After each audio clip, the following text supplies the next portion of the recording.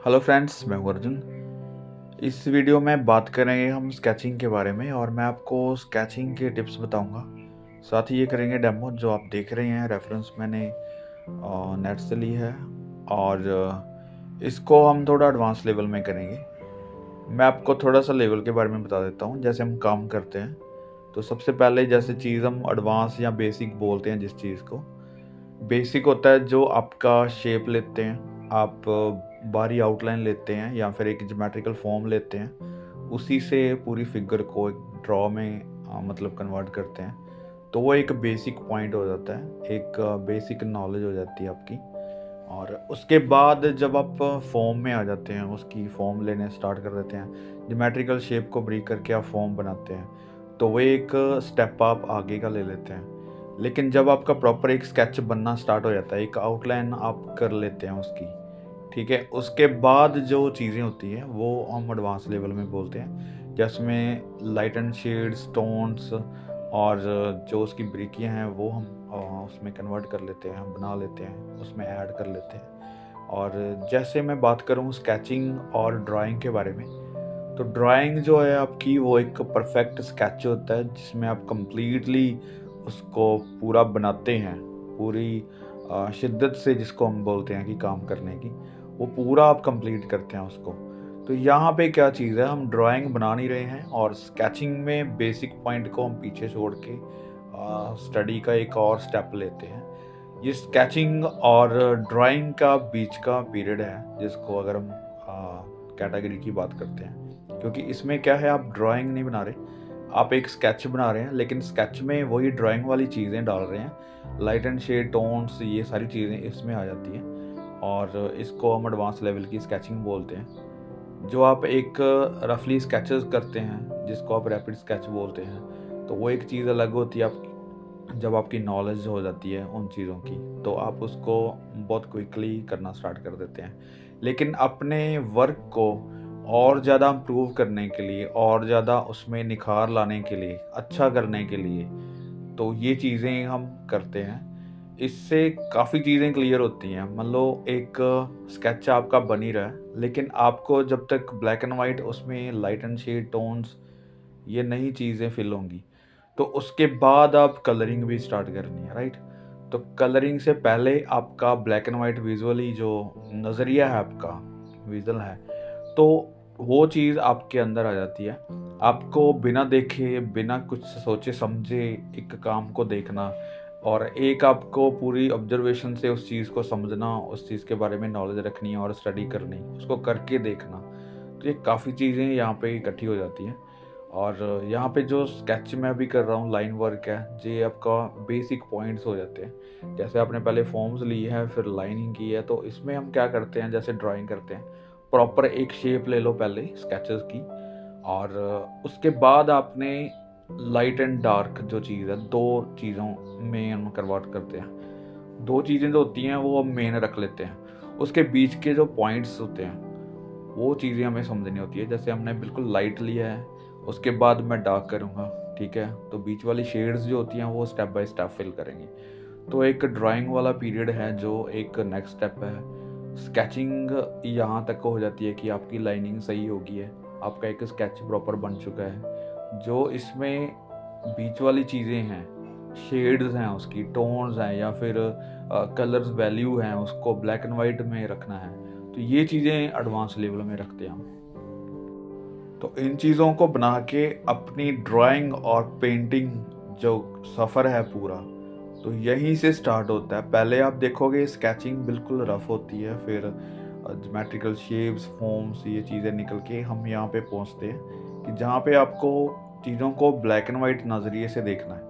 अपनी जो कलर की सेंस है वो आपने बढ़ानी है, वो ऑब्जर्व करनी है। जहाँ पे मुझे जो स्केच दिख रहा है वो ब्लैक एंड वाइट अगर हम करते हैं, तो उसकी कलर्स की वैल्यू हम कर रहे हैं। वैल्यूज़ में जो चीज़ है, जो वाइट है वाइट दिखेगी, जो ग्रे है तो ग्रे का इफेक्ट आना चाहिए ब्लैक एंड वाइट में कि ये ग्रे टोन है, या फिर कोई भी चीज़ वहाँ पे डार्क टोन है, अगर डार्क कलर है तो वहाँ पे हम वैल्यू के हिसाब से कलर्स को डार्क करेंगे, ठीक है? तो स्टेप बाय स्टेप चीज़ों को इम्प्रूव करते हैं, स्टेप बाय स्टेप उन चीज़ों को गेन करते हैं हम। और यहाँ पे जो आउटलाइन प्रॉपर एक होगी हमारे पास। अभी शेडिंग में वही स्टेप बाय स्टेप ही करना है, फीचर्स को ज़्यादा अहमियत नहीं देता मैं। यहाँ पे एक स्केच के प्रॉपर बनने में एक स्टडी करते हैं और उसके फीचर्स हम सिर्फ शेडिंग ऐसे करके छोड़ देते हैं कि फेस का एक इफेक्ट आएगा।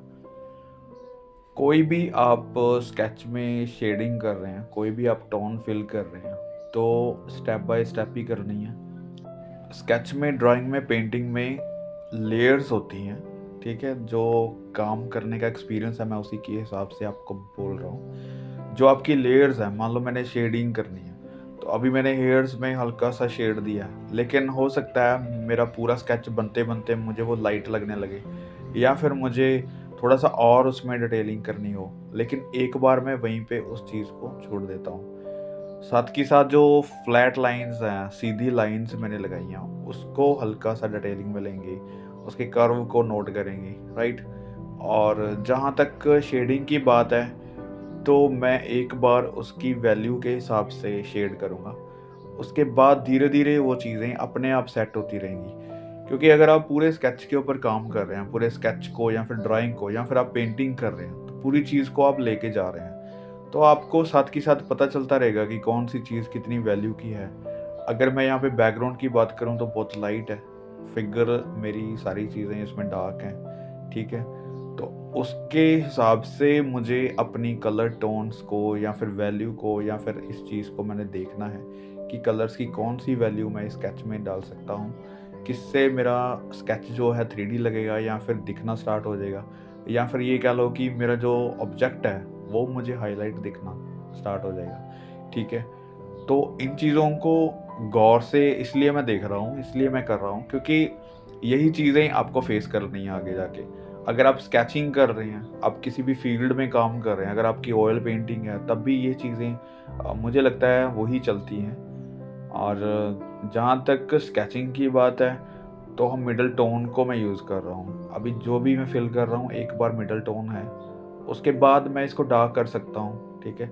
जहाँ पे मुझे हाइलाइट लग रहा है, तो मैं बिल्कुल हाइलाइट उसको छोड़ रहा हूँ। तो स्केचिंग में नॉलेज रखना बहुत ज़रूरी है। स्केचिंग एक सिर्फ़ बेसिक पार्ट नहीं है, हम सोच लेते हैं कि ये बेसिक है या फिर एकेडमिक है, इसको अलावा हम क्रिएटिव करना है या फिर कुछ और करना है।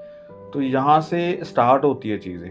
मतलब कि ये एक नींव पत्थर है, जो कोई भी बिल्डिंग बनाने से पहले हम कोई भी नींव रखते हैं, उसको कितना स्ट्रॉन्ग करते हैं, उसके ऊपर कोई भी चीज़ लगाते हैं या रखते हैं, या हमें पता होता है कि उसके ऊपर कितनी ज़्यादा बर्डन आने वाला है, कितना भार आने वाला है, कितनी बिल्डिंग्स ऊँची बनने वाली है। तो जो नीचे वाला पार्ट है, हम सबसे ज़्यादा काम उसी पे करते हैं। तो आने वाला जो टाइम है आपका, मतलब जो आप प्रोसेस में हैं, अगर आप ऑयल पेंटिंग करेंगे, कल को एक्रेलिक पेंटिंग करेंगे, या फिर आप बात करेंगे कि अपने थॉट्स के हिसाब से अपना पेंटिंग आप बनाएँगे, तो यही चीज़ें काम आएँगी आपके, यही चीज़ें आपके वर्क में दिखेंगी कि आपने बेसिक स्टडी क्या की है, आपने एकेडमिक कितना किया है। अगर आप क्रिएटिव भी कर रहे हो, कोई भी आप मॉडर्न आर्ट कर रहे हो या फिर कोई भी एब्स्ट्रैक्ट पेंटिंग बना रहे हो, तो यहाँ से ही शुरू होती है सारी चीज़ें, क्योंकि ये बेसिक नहीं है, ये एक एकेडमिक पार्ट है जो हमें हर एक फील्ड में जाके पता चलेगी चीज़ें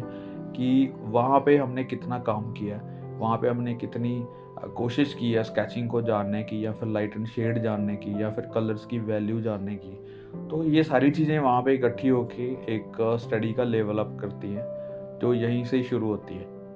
तो स्केचिंग में बिल्कुल बेसिक यही होता है कि आप सिर्फ लाइनिंग में करते हैं, सिर्फ लाइन स्ट्रोक में और स्केच करते हैं। लेकिन अगर आप सीख रहे हैं, मतलब एक चीज़ को सीखना चाहते हैं, तो वहाँ पे आपको प्रॉपर अपने माइंड को सेटअप यहाँ रखना होता है कि आप किस चीज़ की स्टडी कर रहे हैं। अगर मैं यहाँ पे स्केचिंग की बात करूँ, तो मैं स्केच बिल्कुल रफ सा बना के आपको बता दूँगा। लेकिन मुझे यहाँ पे स्टडी ये करनी है कि इसमें लाइट एंड शेड टोन क्या है, ठीक है, कलर्स की वैल्यू क्या है, या फिर मैं एक प्रॉपर स्केच बना पा रहा हूँ या नहीं बना पा रहा हूँ। और बहुत ज़्यादा डिटेलिंग में नहीं, लेकिन एक लेवल है इस चीज़ का, जो मैं इसको अप कर सकता हूँ या नहीं कर सकता हूँ, ये मुझे कहाँ तक लेके आ सकती है स्केचिंग। यानी कि स्केच को हम किन किन तरीक़ों से बना सकते हैं, स्केच से हम क्या-क्या चीज़ें स्टडी कर सकते हैं, ठीक है? तो ज़रूरी नहीं है कि आपको यहाँ पे कलर ही करना ज़रूरी है, कलर की स्टडी ही करना ज़रूरी है। कलर्स जो होते हैं वो आपकी वैल्यू के हिसाब से आप करने लगते हैं। अगर कोई भी कलर यहाँ पे आपको बिल्कुल अलग करना है यहाँ पे, तो आपको अगर पता है कि ब्लैक एंड व्हाइट फ़ोटो आपके पास है, आपको उसकी कलर्स की वैल्यू पता है, तो आप ब्लैक एंड व्हाइट से एक अच्छी कलरिंग कर पाओगे किसी चीज़ को। कलर्स की वैल्यू पता है आपको, कलर्स के बारे में नॉलेज है आपको, तो आप कुछ भी कंपोज़िशन बना सकते हैं। अपनी पेंटिंग में एक अच्छा सब्जेक्ट लेके काम कर सकते हैं। अगर आपकी स्केचिंग अच्छी है, आप इन चीज़ों की नॉलेज रखते हैं, स्टडी करते हैं, तो ये एक डेली का प्रोसेस है। आपको डेली स्केचिंग करनी चाहिए। अगर कोई भी सुबह टाइम नहीं मिलता, आप रात को करो, दिन में करो या कभी भी आपका वक़्त मिलता है तो आप स्केचिंग करो। तो कोशिश करो कि जो आपका लेवल चल रहा है, अगर आपकी बिल्कुल रफ स्केचिंग चल रही है तो उसमें न्यू चीज़ करने के लिए आप शेडिंग ऐड करो। उसमें इस तरीके से काम करो कि आपका स्केच एक कंप्लीटली स्टार्ट हो, बनना स्टार्ट हो, क्योंकि चीज़ें एक स्टेप से आगे स्टेप लेके जानी है। अगर आप एक ही तरह की स्केचिंग कर रहे हो तो कहीं न कहीं आपकी ग्रोथ रुकी हुई है। आप एक ही चीज़ को देख रहे हो, उसको बना रहे हो, डेली बना रहे हो, तो कहीं न कहीं ग्रोथ रुकी हुई है। तो वर्क में चेंजेस लाना बहुत ज़रूरी है। वर्क में आगे का प्रोसेस देखना बहुत ज़रूरी है, चीज़ों को समझना बहुत ज़रूरी है। तो स्टेप बाय स्टेप इन चीज़ों को आप इम्प्रूव करो। कोई भी आप स्केच बना रहे हैं, तो उसको आप देखो कि उसमें और ज़्यादा क्या हो सकता है। पहले बेसिक से स्टार्ट होते हैं हमें, फॉर्म बनती है, उसके बाद शेडिंग में आते हैं, उसके बाद उसके एक्सप्रेशन में आते हैं, उसके बाद एक्शन में आते हैं। मतलब काफ़ी चीज़ें हैं सीखने के लिए जो स्टडी करते हैं। तो डेली कोशिश करो, इन चीज़ों के ऊपर काम करके देखो, आपके वर्क में काफ़ी चीज़ें इम्प्रूव होंगी। बहुत ज़्यादा डिटेलिंग की ज़रूरत नहीं, हम स्केच बना रहे हैं और इसकी वैल्यू के हिसाब से हम थोड़ा-सा काम कर रहे हैं, ताकि वो चीज़ लगे हमें कि हमने कोई स्केच बनाया है, किस चीज़ का बनाया है। और उसी के अकॉर्डिंग आप कोई भी चीज़ बना सकते हैं, ऐसे कोई भी बड़ी सारी ड्राइंग बना सकते हैं। तो ये एक लेवल है जो ड्राइंग और स्केचिंग के बीच का लेवल है, जिसको हम एडवांस लेवल की स्केचिंग बोलते हैं। और काफ़ी चीज़ें इम्प्रूव होती हैं इस चीज़ में। आप करके देखो, बहुत मज़ा आएगा, क्योंकि बहुत रफ स्केच किए होंगे आपने कम टाइम में, लेकिन ऐसे काम करके देखो, वर्क में बहुत इम्प्रूवमेंट आएगी आपकी। तो ये एक स्टाइल है काम करने का, एक स्केचिंग के लेवल को अप करने का। आपके माइंड में कोई भी क्वेश्चन आता है, आपके माइंड में कोई भी थॉट आते हैं, तो मुझसे शेयर कर सकते हैं। आप मुझे कमेंट बॉक्स में कर सकते हैं, मेरा नंबर होता है, आप मुझे व्हाट्सएप कर सकते हैं। जो बच्चे न्यू हैं यहाँ पे, चैनल को सब्सक्राइब कीजिए। Thank you so much for watching this video.